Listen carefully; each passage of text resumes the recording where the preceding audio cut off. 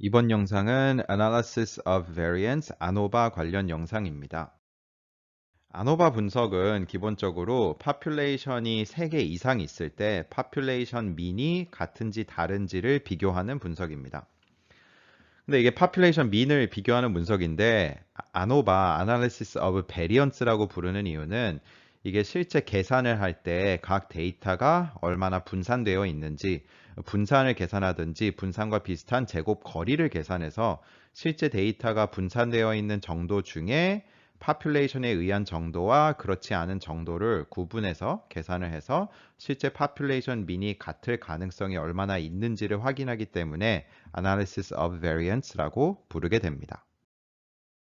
그래서 가설 검정을 진행할 때 population mean이 다 같은지라는 것을 null hypothesis로 두고 가설 검정을 진행하게 되고 실제 population mean, population 데이터에 대한 정보가 다 있지는 않기 때문에 샘플 데이터를 가지고 와서 샘플 mean을 계산한 다음에 샘플 mean을 기준으로 이런저런 계산을 추가적으로 진행하게 됩니다. 그래서 기본 세팅을 보면은 각 population에서 샘플 데이터를 가져오게 되고 각 샘플 데이터는 xij로 표기를 하게 되고 i번째 population에서 나온 j번째 샘플 데이터를 xij라고 표기를 할 겁니다. 그 다음 population마다 추출된 샘플 데이터의 크기가 다 다를 수 있기 때문에 샘플 사이즈는 ni 이렇게 표기를 할 겁니다. 그러면 먼저 population mean에 대한 포인트 에스티메이트가 어떻게 되는지를 보면은 당연히 샘플 데이터로 계산한 샘플 mean이 됩니다. 샘플 mean은 가장 아래 나와 있는 식처럼 각 샘플에서 추출된 샘플 데이터의 합을 샘플 사이즈로 나눠주면은 그냥 단순하게 샘플 mean이 계산되는 것입니다. 그 다음에 앞서 얘기한 것처럼 실제 우리가 구하려고 하는 것은 population mean이 다 같은지가 궁금하기 때문에 다 같다라는 것을 null hypothesis로 두고 hypothesis 테스트를 진행하게 됩니다. 그런데 hypothesis 테스트를 진행할 때 단순히 population이 두 개가 있는 경우, 하나 또는 두 개가 있는 경우는 꽤 간단하게 t-statistic을 계산하고 t-distribution을 사용해서 p-value를 구할 수가 있는데 population이 3개 이상인 경우에는 쉽게 t-distribution을 사용할 수도 없고 테스트 스태티스틱의 계산이 아주 간단하지도 않습니다. 그래서 실제 테스트 스태티스틱을 계산할 때 사용되는 것은 SSTR과 SSE가 되고요. 이거는 Treatment Sum of Squares, Error Sum of Squares가 되고 뒤에서 좀 더 설명을 드리겠습니다. 근데 중요한 거는 지금 여기 슬라이드를 보면은 SST, Total Sum of Squares라는 것을 SSTR과 SSE로 구분할 수가 있어요. 그래서 SST는 전체 데이터가 얼마나 분산되어 있는지, 얼마나 분포되어 있는지를 나타내는 거고, 그거를 SSTR과 SSE로 나눌 수가 있는데, SSTR은 트리트먼트들이 얼마나 멀리 떨어져 있는지, 여기서 트리트먼트는 그냥 population이라고 생각하면 됩니다. 그래서 각 population의 데이터가 얼마나 떨어져 있는지, 그러니까는 population 간 거리를 계산하게 되는 거고, SSE는 각 population 내에서 샘플 데이터가 얼마나 분산되어 있는지, 어떻게 분포되어 있는지를 측정하게 되는 것입니다. 그래서 SSE는 population 내의 분산을 계산하게 됩니다. SST, SSTR, SSE 공식은 다음과 같고 이는 뒤에서 하나씩 더 자세히 설명을 드리겠습니다. 이렇게 계산을 하고 나면은 SST는 사실 직접적으로 필요하지는 않고 SSTR과 SSE를 사용하게 됩니다. 그런데 SSTR과 SSE로는 어떠한 분포를 따르는 테스트 스태티스틱을 구성할 수가 없어서 각각을 각자의 자유도로 나눠주면은 MSTR과 MSE를 계산할 수 있고 MS2분의 MSTR을 계산하면은 이게 F 분포를 따르게 됩니다. 그래서 이거를 F 스태티스틱, F 테스트 스태티스틱이라고 얘기를 하고 이 F 스태티스틱은 앞서 자유도로 나눠준다는 표현을 했는데 SSTR과 SSE의 자유도인 K 빼기 1 그리고 NT 빼기 K를 자유도로 갖는 F 분포를 사용하면은 p-value를 구할 수 있게 됩니다. 그래서 F 디스트리뷰션은 자유도 두 개로 정의되기 때문에 지금 자유도가 두 개가 있고 여기서 NT라고 표기된 것은 전체 샘플 사이즈를 얘기하게 됩니다. 그래서 NI들을 i가 1부터 k까지 다 합쳐놓은 것을 NT로 지금 계산을 한 겁니다. 이렇게 F 스태티스틱을 구하면은 그 F 스태티스틱의 오른쪽 범위가 p-value가 되고 왜 이렇게 계산을 하며 왜 오른쪽이 p-value인지는 뒤에서 더 설명을 드리겠습니다. 그래서 F 분포나 테스트 스태티스틱 얘기를 하기 이전에 SSTR과 SSE를 어떻게 계산하며 SSTR과 SSE가 실제 p-value에 어떠한 영향을 주게 되는지를 먼저 살펴보겠습니다. 그러니까 p-value가 크거나 작다라고 얘기하는 것은 null hypothesis의 plausibility가 올라가고 내려간다라는 것이기 때문에 우리가 지금 구하려고 하는 population mean이 다 같은지에 대한 plausibility를 나타내게 되는 것입니다. 그래서 간단한 예시로 제가 지금 이렇게 그래프로 표현을 해서 이야기 좀 쉽게 설명하려고 하는데 population은 3개가 있다고 가정을 하겠습니다. 그래서 K가 3개인 상황이고 각 데이터 포인트를 지금 파란색, 노란색, 초록색 점들로 표시를 했습니다. 그래서 첫 번째 population이 파란색, 두 번째가 노란색, 세 번째가 초록색이 되는 것이고 그 다음에 타원형으로 표기를 한 거는 대략적으로 데이터들의 범위가 이렇게 된다라는 것을 나타내고 있습니다. 그리고 빨간색 동그라미로 표시한 거는 각각 샘플 데이터들의 평균, 샘플 민을 표시를 한 겁니다. 그래서 파란색 점들의 샘플 민은 지금 빨간색, 가운데가 파란색으로 색칠된 빨간색 점이 되는 것이고 그 다음에 전체 데이터의 샘플 민은 검은색으로 표시를 했습니다. 샘플 데이터를 이렇게 2디멘셔널에서 표기를 할 수 있다라고 하면은 이런 식으로 분포가 되어 있을 것이고 그 다음에 지금 보이려고 하는 것은 사실 샘플 민이 아니라 population 민이 같은지 또는 다른지에 대한 분석을 진행하는 것인데 실제 샘플 데이터가 겹치는 구간이 훨씬 더 많으면은 그러면은 population 민이 같을 가능성이 더 높아지겠죠. 그리고 샘플 데이터들이 겹치는 구간이 더 줄어들면은 예를 들어서 파란색 타원형, 노란색 타원형, 초록색 타원형이 겹치는 구간이 아예 하나도 존재하지 않는다라면 그러면은 population 민이 같을 가능성이 훨씬 낮아지게 될 겁니다. 그래서 이러한 세팅으로 제가 SSTR과 SSE가 p-value에 어떠한 영향을 주는지를 한번 설명을 해보겠습니다. 먼저 SST의 식부터 보겠습니다. SST를 보면은 지금 첫 번째 시그마는 i가 1부터 k까지이고 두 번째 시그마는 j가 1부터 ni까지입니다. 그러니까 즉 각 population에서 추출된 모든 샘플 데이터 xij에 대해서 어떠한 계산을 하겠다라는 것이고 그 다음에 지금 xbar 땡땡으로 표기된 게 전체 샘플 민입니다. 그러니까 전체 데이터를 더해가지고 전체 샘플 사이즈로 나눠준 게 xbar 땡땡이 되는 거예요. 그래서 SST는 무엇을 계산하는지를 보면은 각 샘플 데이터가 전체 샘플 민과의 떨어진 제곱 거리를 하나씩 계산을 한 다음에 그거를 다 더해주는 겁니다. 그래서 SST를 계산할 때는 샘플 데이터가 어느 population에서 나왔는지는 딱히 중요하지가 않습니다. 그리고 실제 계산되는 것은 각 샘플 데이터 포인트가 전체 평균에서 얼마나 떨어져 있는지 제곱거리를 계산하게 됩니다. 그래서 지금 데이터 포인트들이 많아가지고 제가 빨간색 화살표를 모든 데이터 포인트와 연결시키지는 않았는데 그냥 보면은 이렇게 전체 평균과 각 데이터가 얼마나 떨어져 있는지 제곱거리의 합으로 표현된 게 SST가 됩니다. SSTR은 이제 다르게 계산이 됩니다. 식을 보면은 일단 시그마가 i는 1부터 k까지 더하게 돼요. 그래서 각 population마다 또는 각 트리트먼트마다 따로 무언가를 계산을 한다라는 것인데 계산하는 괄호 안에 식을 보면은 x 바 i 점이 population i의 샘플 민이 되는 것이고 x 바 점점이 전체 샘플 민이 되는 거예요.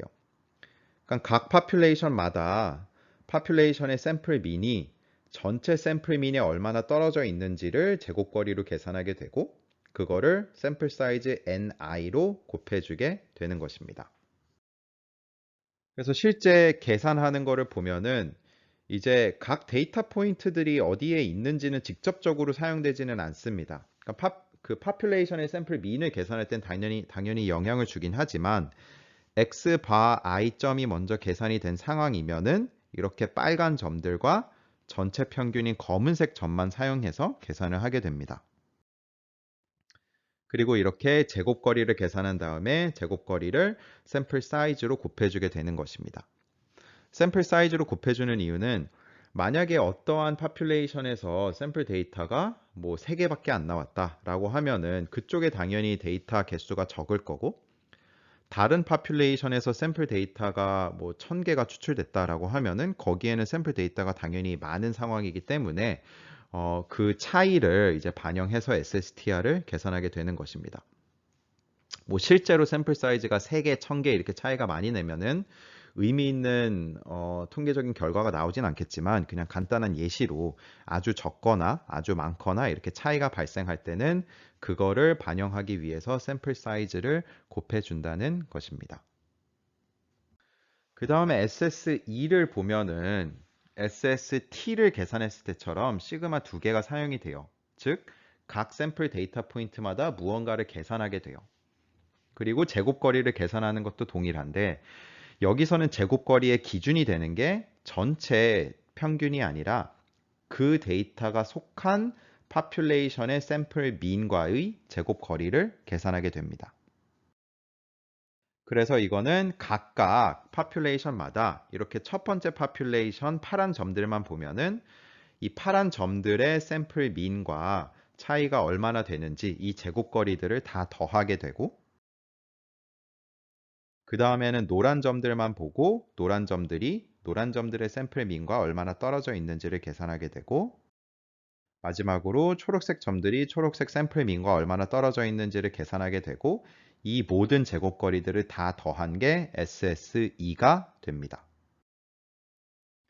그래서 다 합쳐서 표시를 하자면 이런 식으로 SSE를 계산하게 되는 것입니다. 여기서는 보면 알 수 있듯이 전체 샘플 민 검은색 점은 사용되지가 않고 그 다음에 이 빨간색 점들 각 파퓰레이션의 샘플 민들이 얼마나 떨어져 있는지 또는 모여 있는지는 전혀 중요하지가 않습니다. 그냥 각 파퓰레이션마다 데이터가 얼마나 분포되어 있는지 그래서 파퓰레이션 내의 분산을 계산하게 되는 것입니다. 그러면 이제 SST, SSTR, SSE를 어떻게 계산하는지를 알기 때문에 이거를 사용해서 SST는 직접적으로 사용되지 않는다라고 했기 때문에 SSTR과 SSE가 증가하고 감소함에 따라서 우리가 확인하려고 하는 널 하이포테시스의 가능성이 어떻게 되는지를 한번 살펴보겠습니다. 세팅은 똑같이 K가 3개인 거고 그래프도 똑같이 파란색, 노란색, 초록색으로 이렇게 표시를 하겠습니다. 첫 번째 예시에서는 SSTR이 증가하면은 p-value가 어떻게 되는지를 살펴보겠습니다. 그래서 오른쪽 위에 작게 제가 표시한 게 이제 기본 케이스가 되는 거고 SSTR이 증가한다라는 것은 지금 각 트리트먼트의 샘플 민 이 빨간색 점들의 거리가 더 멀어진다라는 것입니다. 근데 빨간색 점들의 거리가 더 멀어지면은 딱 보면 알 수 있듯이 당연히 지금 파란색 타원, 노란색 타원형, 초록색 타원형의 거리가 더 멀어지게 되죠. 그렇기 때문에 실제로 데이터가 겹치는 부분이 줄어들게 되고 이 겹치는 부분이 줄어든다라는 것은 파퓰레이션 민이 같을 가능성이 더 낮아진다라는 것입니다.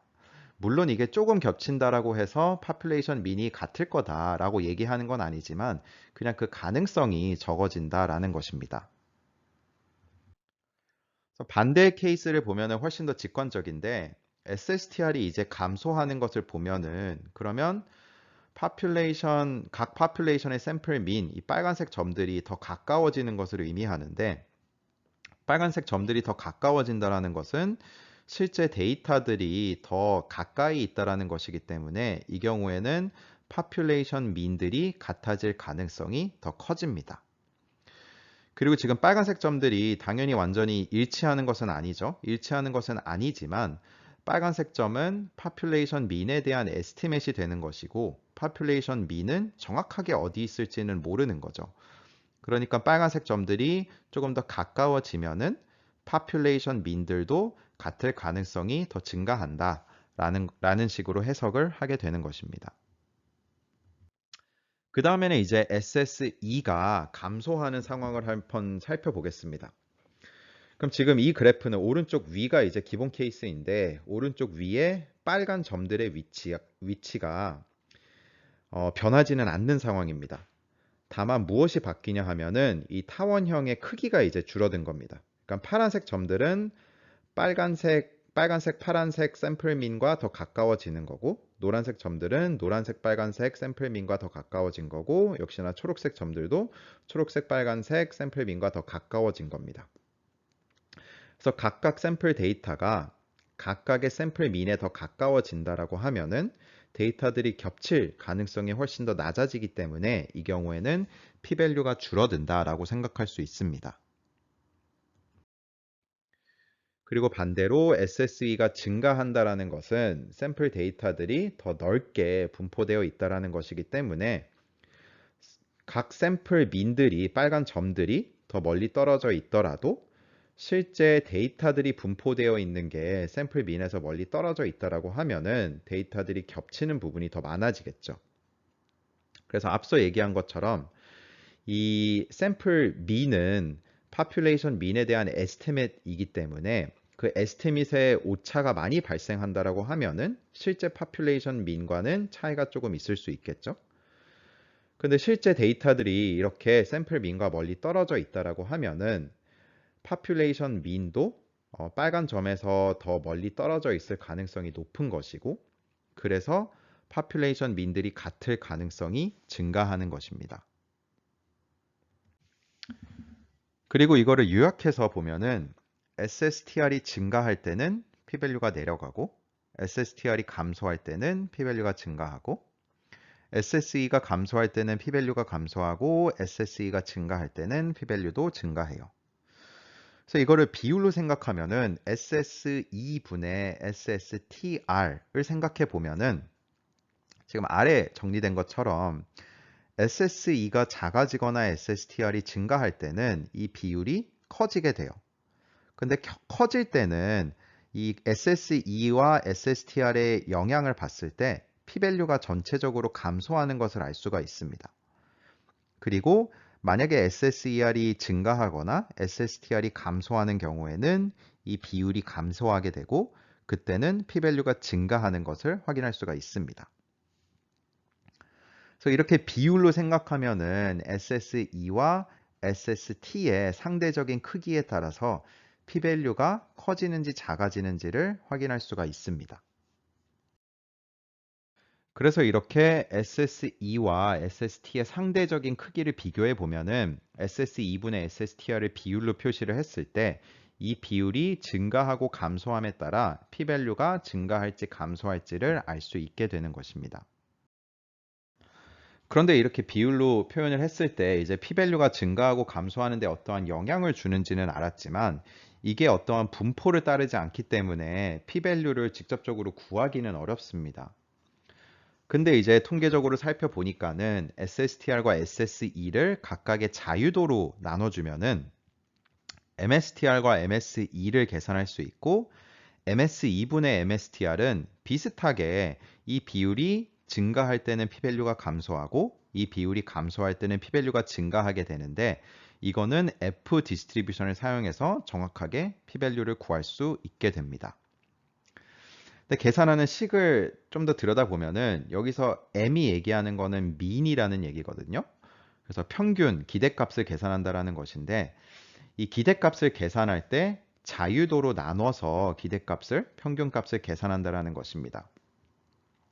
근데 SSTR의 자유도가 왜 K-1인지를 보면은 SSTR을 계산할 때는 K개의 샘플 민을 사용해서 K개의 샘플 민이 얼마나 떨어져 있는지를 확인하게 되는 것인데, 그때 이제 그 계산 과정에서 전체 샘플 민, 검은색 점이 하나 사용됐었죠. 그래서 K개의 샘플 민을 가지고 제곱거리를 계산하는 건데, 거기에 전체 샘플 민이 사용되기 때문에 자유도 1이 사라져서 K 빼기 1이 전체 자유도가 되는 것이고, SSE를 계산하는 것을 보면은 모든 데이터를 사용해서 제곱거리를 찾게 되죠. 그래서 시작 데이터 포인트의 개수는 NT가 되는 것이고, NT는 각 샘플 사이즈 NI를 다 더한 게 NT가 되는 것이고, 그래서 전체 샘플 개수가 NT가 되는데 SSE를 계산할 때는 K개의 샘플 민이 사용이 됩니다. 그래서 각 데이터 포인트가 그 데이터 포인트가 속한 파퓰레이션의 샘플 민과의 제곱거리를 계산하기 때문에 K개의 샘플 민이 사용되고, 그래서 K 자유도가 사라지게 됩니다. 그래서 결론적으로 SSE의 자유도는 NT 빼기 K가 되는 것입니다. 그래서 이런 식으로 F 스태티스틱을 계산하면은 F 스태티스틱이 증가할 때 P-밸류가 감소한다. F 스태티스틱이 감소할 때 P-밸류가 증가한다 라는 것을 알 수가 있고, 자유도가 K 빼기 1, NT 빼기 K인 F 디스트리뷰션을 사용해서 P-밸류를 정확하게 계산할 수 있습니다.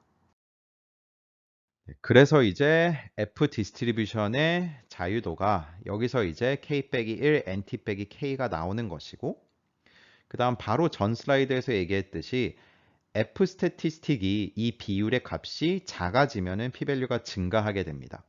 그렇기 때문에 F 스태티스틱의 오른쪽 범위를 P-밸류로 정의를 하면은 F 스태티스틱이 작아질 때 P-밸류가 증가하고, F 스태티스틱이 증가하면은 P-밸류가 작아지는 것을 알 수가 있습니다. 그래서 이렇게 아노바 분석하는 것을 요약을 해봤고요. 그래프를 사용해서 시각적으로 SST, SSTR, SSE를 어떻게 계산하는지를 설명했고, SSTR과 SSE의 크기가 P-밸류에 어떠한 영향을 주는지도 설명을 했습니다.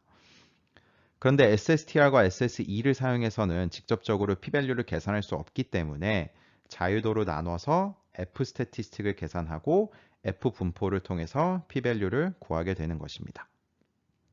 네, 그럼 아노바에 대한 설명은 이걸로 마무리하겠습니다.